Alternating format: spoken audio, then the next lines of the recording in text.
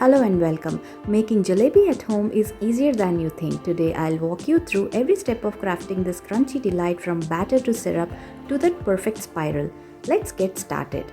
In a mixing bowl, add 1 cup of maida, 2 tablespoons of besan and 1/4 teaspoon of baking soda. Whisk the dry ingredients until it is nicely mixed.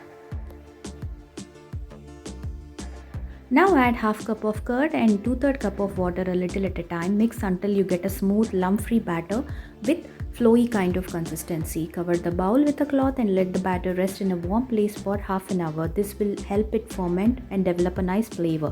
While the batter rests, prepare the sugar syrup. In a saucepan, combine 1 cup of sugar, half cup of water and few cardamom pods and simmer for 8 to 10 minutes until it reaches a one string consistency. Now make sure it is kept warm. Transfer the rested batter to a squeeze bottle or piping bag with a small round nozzle. This will help you shape the jalebis nicely. Heat ghee or oil in a flat pan on medium heat. Carefully pipe the batter directly into the hot oil. You can shape them into one big spiral or mini ones as shown here.